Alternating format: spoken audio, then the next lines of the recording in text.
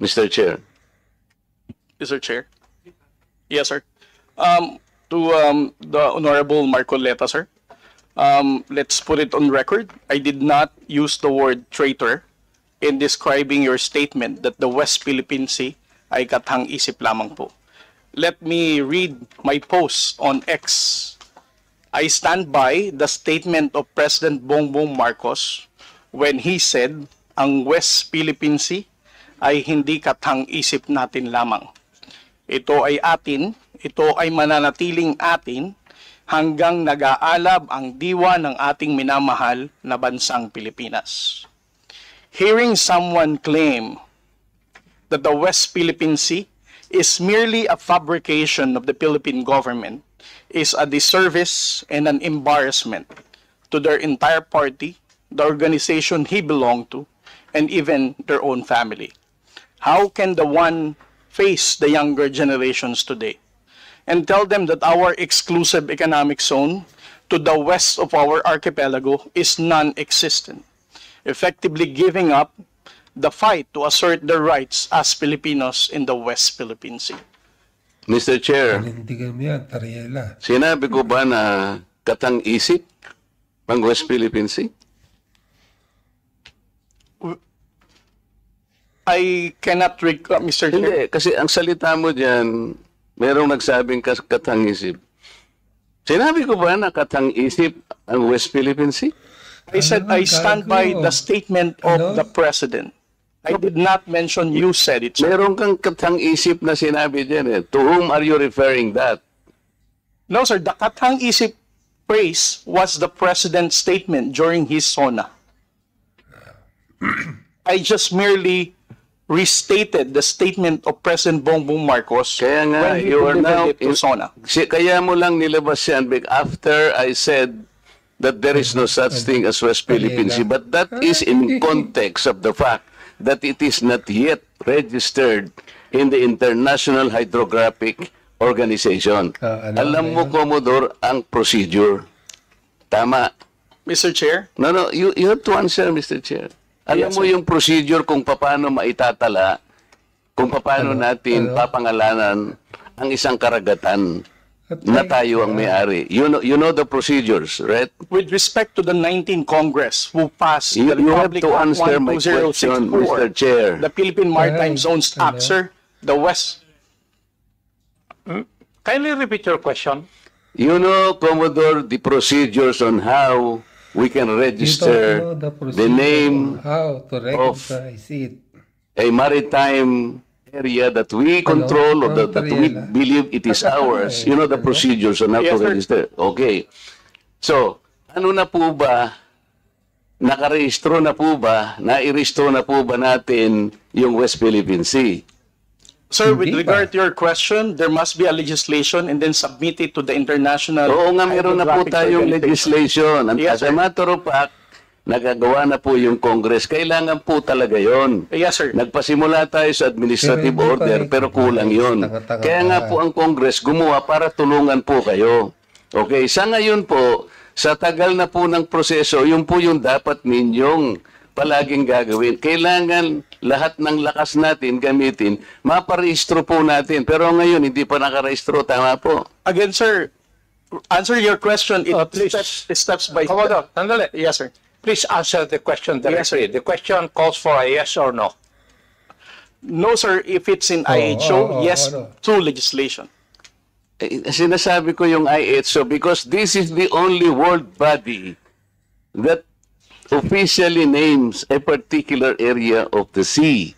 Kaya sa konteksto po ng pinag-uusapan natin, kaya ko lang nasabi, sapagkat hindi pa po nakatala, we need the international community to recognize a part of our own. Yun lang po ang punto doon, yun lang eh. Mr.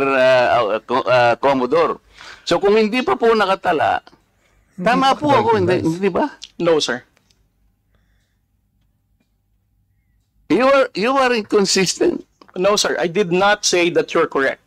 I will not agree that you are correct. West Philippine Sea is our exclusive economic zone.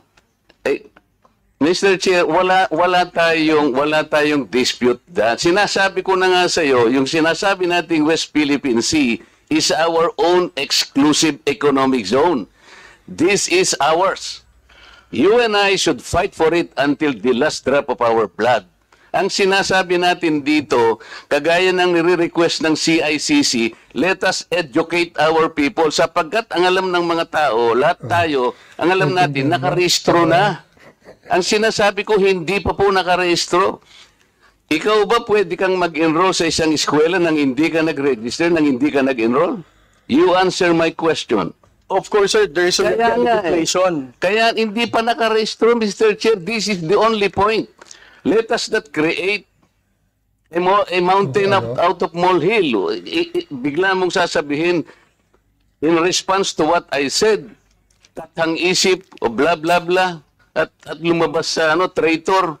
Hindi ka man lang gumawa ng effort, for example, na I did not say that. Ngayon mo lang sinasabi.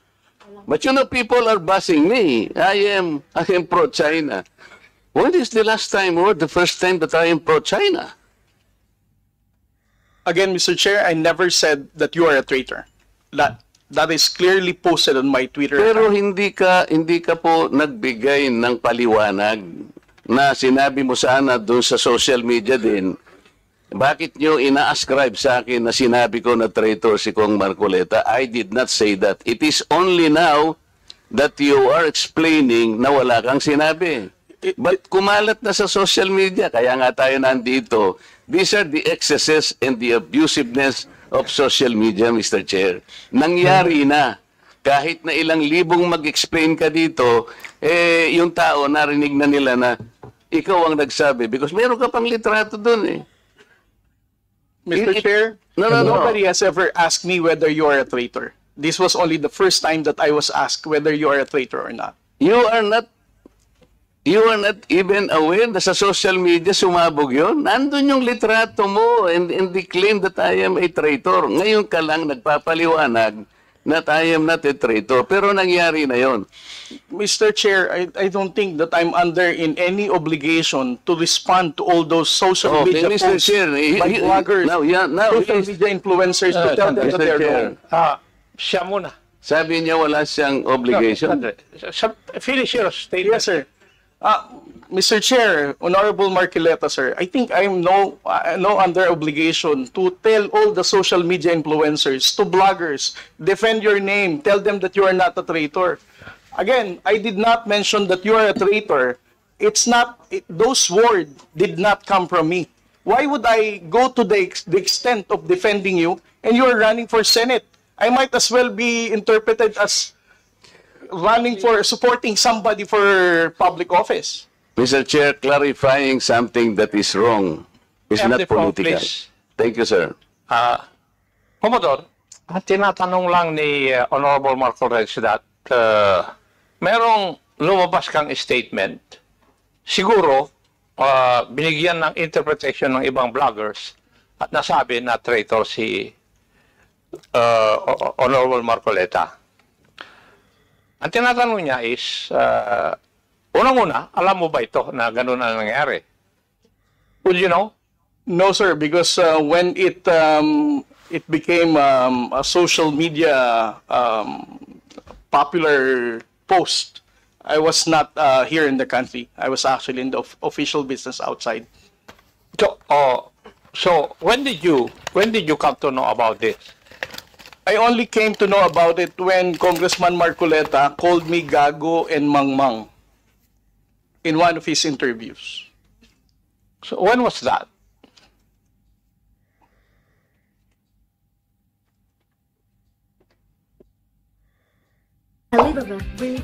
Tayong magpagago at magpaka-ignorante katulad ng Commodore na yan. So, at that point in time, ang tinatanong kanina ni Honorable Marcoleta na merong misinterpretation doon sa iyong statement sa social media. Yes, sir. And you did not bother na i-correct man lang yun. Yun ang dinadrive ni Honorable Marcoleta kanina pa. Yes, sir. So, please answer that question. You did not do anything. I did not do anything, sir. Okay. Why? Why did you not do anything? It's because, sir, if I'm going to keep on defending to any, because one, No. yeah, You are not supposed Yes. to defend me. Yes, sir. Because if as I it is said- true, Mr. Chair, that he did not call me traitor, but it continues to be there and to be consumed by the public through the social media. I think it is his responsibility to deny it if it did not come from him. That is all I was asking. And I think this is not too big for him to do. Yun lamang eh. Yeah, but he admitted that he did not do anything. Yun na nga, that's why I'm asking why is it not important to you to correct something that did not originate from you? it's because, Mr. Chair, the only time I learned about that was when I heard about your interview calling me gago and mangmang. Why would I even defend you if you're calling me gago? As a commissioned officer of the Philippine Coast Guard, being a spokesperson, calling me mangmang, not knowing what I'm saying. But actually, if you will read that context, How would I even the defend act you? of doing it Sandali, is the one that is Papasukin mo gago. muna Di ba? Yung ganun, not necessarily the person eh. Eh sabi ko nga sa'yo, kung kinorek mo man lamang yun, because it continue to be there in the social media, Mr. Chair, yun ang nakakasama sapagkat people, hindi ko naman sinabi talaga yun. Mamamatay siya because it came from you. Pero pag hindi mo sinabi at you continue to be silent, akala ng tao, sinabi mo. So that is the problem, Mr. Chair. And I think we are hearing this in order to correct the misconception and misinformation because it continues to spread. If you get the point, Commodore, Mr. Chair. Mr. Chair, again, sir, kung bakit ko po hindi binawi ay dahil nalaman ko lamang po itong balita na ito na nag-spread siya nung nagpa-interview po kayo na ginagago niyo po ako. As a human being, how would I defend somebody na ginagago po ako sa public interview? Mr. Chair, kung titingnan mo yung konteksto ng pagkakasalitan, hindi ikaw ang ginagago. Ikaw ang ginagago. Ang sinasabi ko rito, let us defend our own nang hindi tayo nagiging gago o kaya nagiging emotional. It's actually hindi sa tao eh, kung hindi yung act na halimbawa wala tayong ginawa o kaya sinabi natin, kasi nagmumula ako, Mr. Chair, sa pagkakasabi na hindi man lang tiningnang mabuti saan ba nang galing itong narrative. Ngayon, i-explain ko nga sa iyo, Commodore, ito'y nangyari doon sa pinagsimulan na dapat nating i-educate ang ating mga kababayan. Yun ang pinagmulan nun. So it is not disservice. I do not deserve to be called a traitor just like that. Kasi ang gusto kong mangyari, lumitaw, ma-informahan natin ng tao na sa ngayon, hindi pa talaga naitatala officially yung West Philippine Sea para malaman ng tao. At yun ang kailangan natin gawin. Pagsikapan natin, pagsakitan natin, ipatala natin, Mr. Chair. Because pag napatala na natin yun at ginugel nila, talaga palang merong West Philippine Sea. Hindi lamang dahil sa nandun, gumawa na tayo ng batas. Because, Mr. Chair, that is preparatory para maipatala na nga natin eh. Kaya lang natatagalan talaga. Ganon siguro yung proseso. So yung pong mga ibang vloggers, Commodore, hindi nila ma-recognize. Kaya example ko kanina, ginugoogle, wine-waste ni Congressman Barbers, yung kalye na gawa lang ni Congressman Paduano, hindi po niya makita. So nagkakaroon ng confusion. The tendency to be misinformed proceeds from the fact na hindi pa talaga na ipatala, sir. That's the only point. Mr. Chair, ngayon kung babalik po sa Google, Mr. YouTube, ito kumakalat, lumalakad, but you are not doing anything to control this. So ang daming, ngayon nagbabas sila sa akin, si Marcoleta, pro-China. Ngayon may lumitaw na naman through your platform. Lahat po ng senador na kagrupo ni ganito, lahat po sila ay pinopondohan po ng China. Nandito ngayon. I will show it to you before you leave, sir, na lumilitaw na naman dito. So kasama po ako doon sa grupo na yon na pinipinance ng China. Ganun po eh. So it becomes now an election misinformation that will impact on the credibility of the election. Maaaring mamislead po na naman ang mga tao. Yun po yung ating gustong ayusin. Yung misconception and misinformation. Lumitaw lamang po kasi sa kawalan ng information na hindi pa po natin naipatala, Commodore. Hindi pa nakatala talaga officially. Tayo-tayo po, walang problema eh. Kung tayo-tayo lang. Sapagkat yung bahagi na yun ng ating karagatan, may pangalan man yan o wala. Sabi ko nga sa iyo kanina, tayong dalawa ilaban natin yun hanggang sa huling patak ng ating dugo. Atin yun at walang makakapagpabago doon. Ang problema, nagkakagulo tayo because of that misconception. Walang masamang tinapay doon, Mr. Chair. I want to explain that. Ngayon, ako nagpapasalamat ako sa iyo at sinabi mo ngayon at naliwanagan na hindi mo pala sinabi yung I am a traitor. So salamat kahit nahuli. Sabi nga natin, Mr. Chair, huli man daw at magaling, nayahabol din. Kaya lang ang problema ko ngayon, Mr. Chair, yun pong kumakalat na akala nila sinabi mo. At lumaki nga, sapagkat siguro, dahil medyo nasaktan naman ako, nakapagsalita ako ng wag nating depensa ng sariling atin na magiging emotional tayo o kaya nagpapakagago tayo. So, kaya lumaki ng lumaki dahil lamang doon. But the context, Mr. Chair, the context is gusto nating huwag gamitin ang misconception or misinformation, lalo na ng mga vloggers, sa lahat po ng bahagi o aspeto ng ating buhay. Ang West Philippine Sea ay atin, Commodore. Yes. Because this is the exclusive economic zone of the country. And there is no changing that fact. Kahit anong magbali-baligtarin natin ang mundo natin, atin ito. Kaya lang ipatala po natin yung pangalan para po hindi gamitin sa misinformation. Mr. Chair, thank you very much. Well, I think we have seen one of the ill effects of misinformation. I think everybody will agree to that. That is one of the ill effects of fake news or misinformation. Would you agree? Yes. So next time,